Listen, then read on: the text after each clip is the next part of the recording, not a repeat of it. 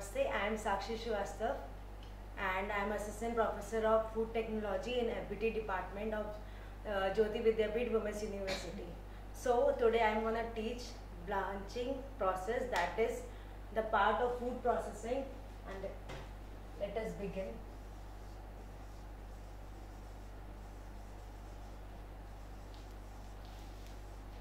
So as we know, there are many types of food processing which we incorporate to increase the shelf life of the product of the. So this is blanching, and in blanching we do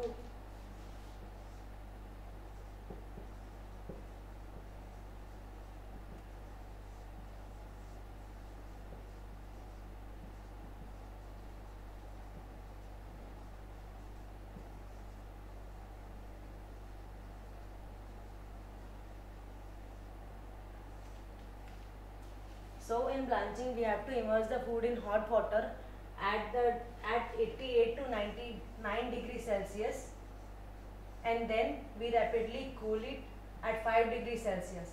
This temperature is given for 5 minutes, 1 to 5 minutes, and the reason behind is we mainly do it for the fruits and vegetables, because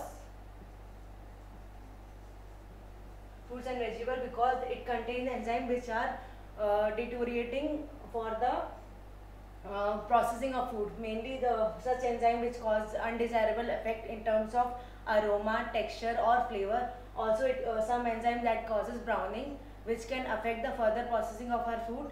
So that is why we have to inactivate the enzymes.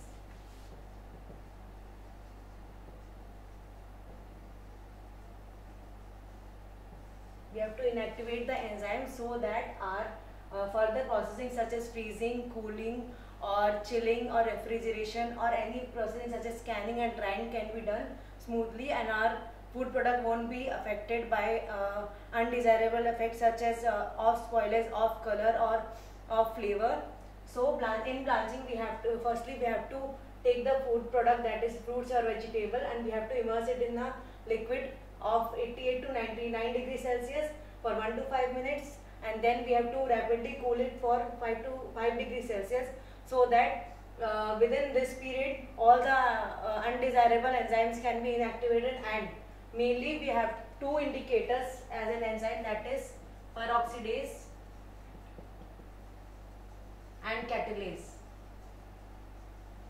So these enzymes are very heat resistant. It can tolerate the heat at this degree of temperature. So that is why we have kept it as an indicator. So if we test that peroxidase and catalase are not present in the particular fruits and vegetable, that means our blanching is done properly. And main importance of blanching is, one is inactivating the enzyme. Second, it also helps to soften the peel of the fruits and vegetable, which further help us in aiding the packaging, or make us smooth for peeling the fruits and vegetables which have very hard peel. And also blanching also help us to decrease our load of microbial count, so that our further processing such as freezing, drying, chilling, refrigeration and further and even for eating also, the fruits and vegetables are free from undesirable effect of microbial spoilage and enzymes. Okay, so next, more advantages of this can be: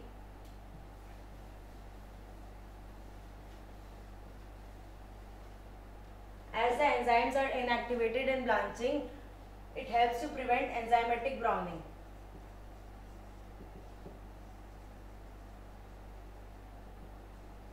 So enzymatic browning is a browning which is caused by enzyme, and it is mainly due to the enzyme polyphenol oxidase.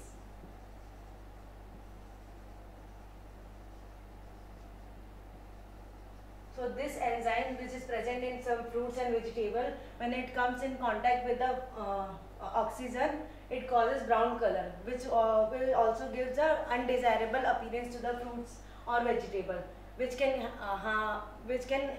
affect the sensory properties of the food, and hence it won't be, our product or our foods and vegetables won't be desirable to eat, because as we know, sensory analysis, appearance is the first ever attribute which we do. So polyphenol oxidase, when comes in contact with oxygen, it causes off brown color. Examples of it can be apples, brinjal, etc. So to prevent enzymatic browning in certain foods, we do blanching as a pre-treatment of the fruits and of any process, food processing. And then there are also two types of browning. This was enzymatic browning, and other two types are caramelization and Maillard reaction.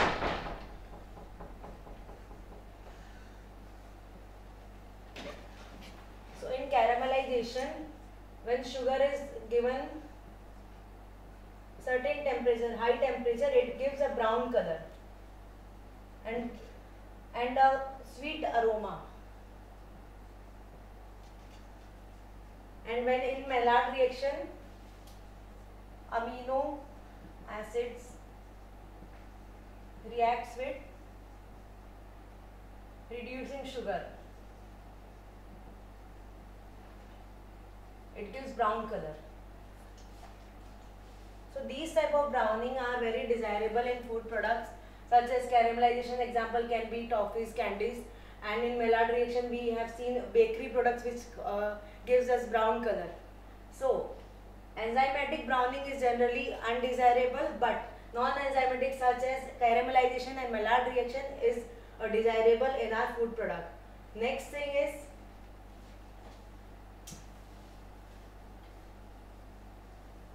now what are the advantages of blanching again. So blanching helps us to inactivate the undesirable enzymes. It helps to decrease the microbial count.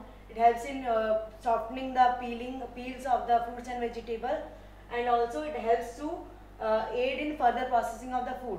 But the disadvantage which we can have or which we can face a problem in blanching is that giving a high temperature to a food can harm the water soluble vitamins such as vitamin B and C. Also, when we have immersed the food in when we have immersed the food in water, then vitamin B and C can leach out from the water in the water.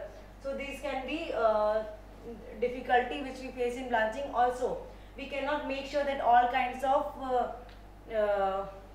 microbes are destroyed in this.